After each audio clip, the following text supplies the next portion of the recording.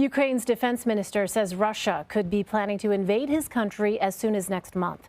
The top military official says intelligence shows nearly 100,000 Russian troops in Crimea right now. Russia invaded Crimea and took control of the region in 2014. The Kremlin says Crimea has historically been aligned with Russia, but Ukraine says the region was effectively stolen. Either way, the troop buildup near the border is getting the U.S. and other Ukrainian allies to take notice. U.S. Secretary of State Antony Blinken warned Moscow there would be, quote, severe costs in the event of an escalation. The Kremlin maintains it has the right to move troops anywhere within its borders. Officials there accuse Ukraine of planning an offensive. For more, I'm joined by CBS News correspondent Christina Ruffini. Hi there, Christina. So this is not the first time Russia has staged troops on the Ukraine border. How are these movements different, and why do officials believe Russia could make a move in January? There seems to be a new level of tension that we're hearing both from the Americans, from NATO representatives, and from the Ukrainians. The Ukrainian foreign minister was in Washington not too long ago, and there were a couple interesting things about his visit, and one of them was at the end of the visit, you know, they often do these joint press conferences. Normally, the person from the visiting country will speak in the language of that country, right, because their audience is the people back home, the media back home. The foreign minister did his entire question and answer session in English, and it was very clear that his audience was Americans, it was Europeans, it was Western countries that he says his country needs to fight back against Russia. And he said over and over again, the best protection for Ukraine is not only its allies, but being permanently and inarguably part of Europe and part of this Western alliance. Now, Ukraine is not a member of NATO, but it was a big topic of this meeting in NATO this past week with Secretary Blinken, because a lot of the countries are concerned about this buildup of Russian troops and kind of the rhetoric out of Moscow, right? We're hearing accusations that NATO is provoking Russia or that Ukraine is provoking Russia. And I heard someone accurately say earlier this week that the joke that Ukraine, with all due respect, could pose a threat to Russia is just laughable. So it's this playbook, as Secretary Blinken has said over and over again, of Russia kind of manufacturing a reason and then going in. Now, as you mentioned, the Secretary has said there will be severe consequences for that, but we don't really know what those will be. Okay, so Christina, let's get into that a little bit more. I mean, what exactly is the Kremlin's version of the situation here? Because, as you say, the Kremlin is blaming Ukraine for taking these actions and being provocative. What exactly is it that the Kremlin says is the situation from their vantage point?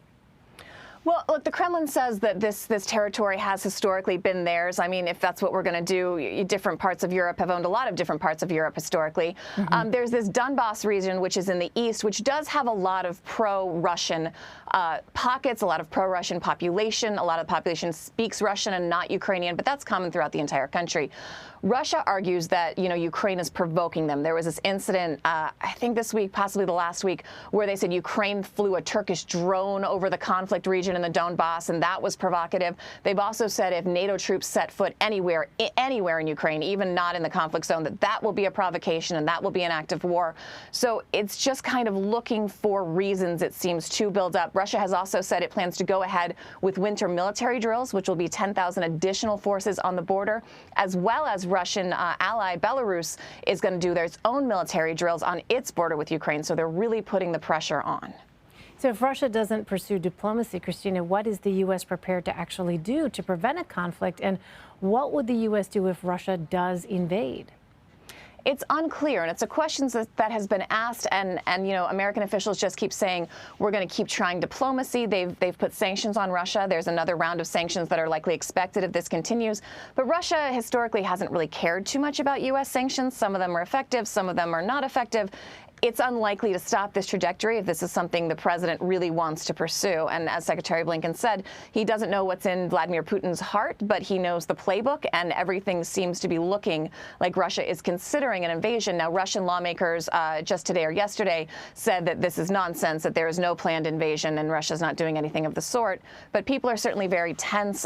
There was a meeting between Russian Foreign Minister Sergei Lavrov and Antony Blinken in Stockholm this week, and they both sides have said there's supposed to be a call between President Biden and President Putin sometime soon. Could be in the next week. We're also hearing January 7th, so maybe we'll have some more information after that. Well, meantime, the U.S. is reportedly close to a deal with the Kremlin on granting visas for U.S. embassy personnel in Moscow. Is that a sign that diplomacy is potentially moving in the right direction? It is a good sign because this embassy spat has been going on for quite a while, and both sides were digging in and expelling each other's diplomats and making it harder and harder for each country to run its respective embassy in the other country. So I know that lower level diplomats and the ambassadors have been working very hard on this. Our ambassador in Moscow is actually a holdover from the Trump administration, so he's been there a while. He knows the players. He's been consistently working on this, and it seems like there might be some movement. So, you know, one of the things that's important in diplomacy is having not just the top guys, but all those mid-level guys who work out the details, knowing each other and being able to work together. So the fact that they're able to maybe reach an agreement on this means at least they're talking in a productive way. So possibly, but you know, it's the guys in the big offices who make these decisions, and we'll have to see what they decide to do. All right, Christina Ruffini, I know you'll continue to keep track of it all for us. Thanks very much, Elaine. Christina. Nice to see you. Nice to see you.